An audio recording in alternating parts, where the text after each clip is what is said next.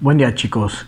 El día de hoy vamos a ya darle cierre a lo que viene siendo la parte de la fotografía y vamos a ver el tema que se titula perspectiva fotográfica.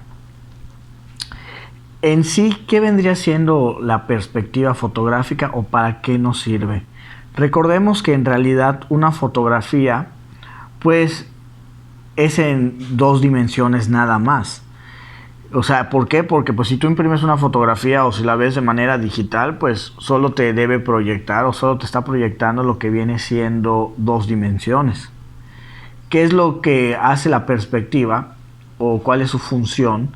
Es que te va a dar un punto de vista en el que puedas apreciar, digamos, la tercera dimensión. Esto te va a estar ayudando. ¿Y cómo se va a hacer? Pues desde diferentes perspectivas que vendrían siendo desde diferentes formas o modos de tomar la fotografía. A eso lo vamos a conocer como perspectiva y esto nos va a permitir apreciar lo que viene siendo el efecto tridimensional dentro de las fotos, es decir, un plano en dos dimensiones, que es una fotografía, lo va a convertir en tercera dimensión para que no se vea demasiado plano. El primer tipo de perspectiva se llama por superposición.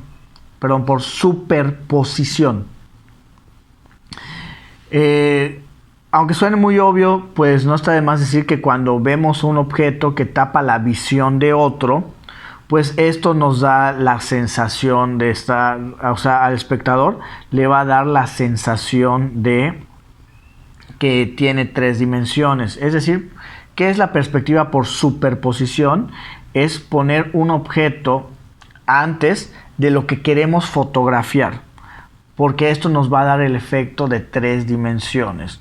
Por ejemplo, supongamos que acá, que en realidad yo lo que quería era tomarle la foto a las torres, pero para que se vea que hay una tridimensionalidad, se tomaron cosas antes de captar lo que viene siendo las torres. Esto es una superposición. Te puse los pilares, te puse acá los pilares y los arcos, y acá también hay otras paredes que están haciendo que se aprecie que tiene tres dimensiones la fotografía que se tomó. Entonces esto es la perspectiva por superposición. Poner objetos antes como que para medir la distancia, para que se vea que hay distancia entre uno y otro. Y eso le da el efecto de tridimensionalidad. Perspectiva lineal. En este tipo de perspectivas, las líneas paralelas parecen converger en un punto en el horizonte llamado punto de fuga. La sensación de profundidad es puramente ilusoria, sin embargo, esta ilusión constituye una técnica de composición muy importante. ¿Qué eran las líneas paralelas? Pues recordemos que pues son líneas que jamás se van a tocar entre sí. Esto también puede ayudarnos con lo que viene siendo el efecto de tridimensionalidad. Poner líneas de manera general nos puede ayudar en el efecto de tridimensionalidad, pero el que existan líneas paralelas que no se van a tocar entre sí, pues nos puede dar este efecto. Por ejemplo, acá tenemos lo que viene siendo la división de la arena, pues es una línea. La división de lo que viene siendo donde terminan las olas es otra línea. Y acá podemos ver otras líneas. Son paralelas, o sea, jamás se van a tocar. Acá, por ejemplo, tenemos otras líneas y otras líneas y otras líneas. Dan el efecto que al final sí se van a tocar, pero en realidad no lo van a hacer. Y esto nos está dando incluso la sensación de cercanía y en una parte, y luego la sensación de lejanía. Entonces también esto sirve para la parte de dar el efecto tridimensional. Ya saben, chicos, que la presentación se la subí en el Google Drive y pues también todo esto lo pueden apreciar. No es lo mismo que esté grabando a que ustedes vean la presentación. Tenemos la perspectiva atmosférica o aérea, que aunque el aire es considerado transparente por casi todos nosotros, en fotografía hay excepciones. O sea, sabemos que el aire pues no tiene un color como tal, no lo podemos ver en muchas ocasiones. Si vemos un remolino, en realidad estamos viendo la tierra o el polvo que ya acumuló. Sin embargo, sí nos va a permitir tomar una fotografía desde arriba. Nos va a dar la sensación de tridimensionalidad. Y pues también con respecto a lo que viene siendo esta perspectiva, mientras más alto estemos grabando, pues fotografiando, pues nos podemos topar con pues, niebla, y esto puede también dar la sensación de la tridimensionalidad, ¿no? Entonces, si estamos muy elevada la distancia, pues puede ayudarnos esto, lo que viene siendo las partículas de vapor del agua o el polvo o la polución. Sin embargo, lo que trata la perspectiva atmosférica es, mientras más alto tomemos la fotografía, muchísimo mejor, porque sobre todo si está lleno de muchas cosas alrededor, mientras más alto tomemos la fotografía, más se va a poder apreciar el efecto de tridimensionalidad. Acá, por ejemplo, pues vamos a decir que son unos cerros o unas montañas, ¿no? Entonces, acá sabemos que está en un lugar muy alto. Y pues hay más cerros o montañitas, como le quieran llamar, acá también. Y acá tenemos la parte que les decía de las partículas de agua o de vapor o neblina, como le quieran decir. Pues también todo esto nos ayuda con nuestro efecto de tridimensionalidad en nuestra perspectiva.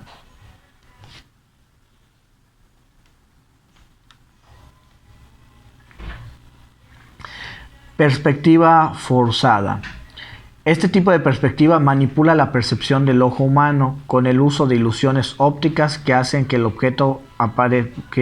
objetos aparezcan más grandes o más pequeños según lo que quiera captar el fotógrafo. Es decir, que acá nosotros no vamos a tomar un contexto natural. Se llama forzada porque nosotros vamos a manipular los elementos para dar el efecto visual de tridimensionalidad. O sea, vamos a estar moviendo a conveniencia, ya sea que queramos que algo se vea más grande o que queramos que algo se vea más pequeño. Pero pues se dice perspectiva forzada porque sí requiere mucha manipulación del fotógrafo.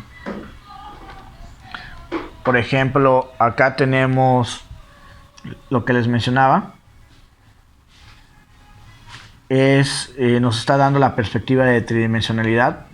¿Qué hizo este fotógrafo? Pues agarró una botella y la puso muy cerca de lo que viene siendo el lente, y la persona se alejó unos metros. ¿Y qué pasa?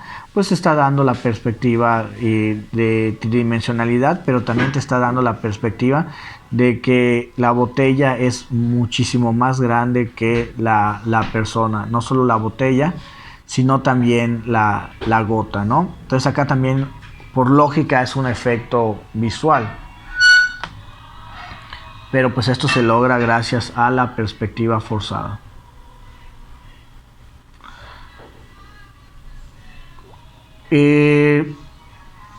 Hay otras leyes que ya había mencionado con respecto a fotografía, que lo mencioné en el apartado también de lo que viene siendo la pintura. Por ejemplo, la ley de la simplicidad. Les había dicho que no tenemos que saturar demasiado una obra con cosas muy sencillas, con elementos muy sencillos, pues puede hacer una obra muy llamativa, puede ser una fotografía muy llamativa. Acá, por ejemplo, solo tenemos dos bicicletas, un arco de portería y una persona, y pues las luces hacen también gran parte del trabajo, ¿no? Pero pues es la ley de la simplicidad. Les había comentado que en la actualidad también muchas personas prefieren obras muy minimalistas, es decir, que tengan poco contenido, pero aún así puede resultar muy atractivo. La ley de la mirada. Acá es cuando tenemos una persona o quizás un animal, pero sobre todo hablando de personas, la ley de la mirada es hacer que a la persona que vamos a fotografiar mire hacia un lado o que simule que está observando algo, que puede ser que ese algo no esté dentro de nuestro cuadro, pero le va a causar ruido al espectador y se va a estar como que preguntando qué estará viendo, y va a haber como que un proceso más grande de lo que viene siendo reflexión.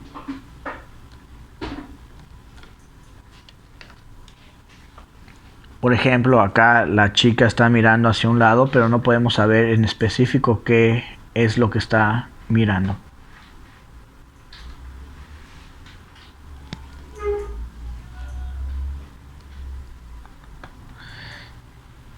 Y por último, pues tenemos la ley del horizonte, que es cuando dividimos nuestro cuadro en tres. Supongamos que acá pongo una línea y acá pongo la otra. A ver, por acá. Y pues prácticamente mi encuadre lo divido en tres. ¿Qué es la ley del horizonte? Es que pongamos un elemento, ya sea en este cuadro o en este cuadro, el elemento que queramos resaltar. Estando en estos lugares va a ser más llamativo. En cambio, en medio no sorprendería tanto, como que es lo que más se espera, y pues en la fotografía como que no es un elemento sorpresa. Por ejemplo, el cuadro en la figura anterior, pues les mostré a la chica y pues está de este lado, no está en el centro, y eso lo hace un poco más atractivo. Muy bien, chicos, pues es todo con respecto a esta sesión y también con respecto a la parte de fotografía, que ya le dedicamos varias sesiones. Ya pueden proceder a hacer lo que viene siendo su proyecto integrador. Recuerden que lo tienen que subir al Instagram que se creó para esto y para que yo pueda llevar un control. Sin embargo, también agradecería que tanto en el Instagram y así como en un correo me lo enviaran para que tenga más control de todo esto, para que no me confunda. Como la maestra Indra y yo vamos a estar manejando el mismo Instagram, pues para que no exista confusión alguna entre quién es mi alumno y quién no. Entonces, ya a partir de este momento ya tienen todos los temas para la parte de fotografía.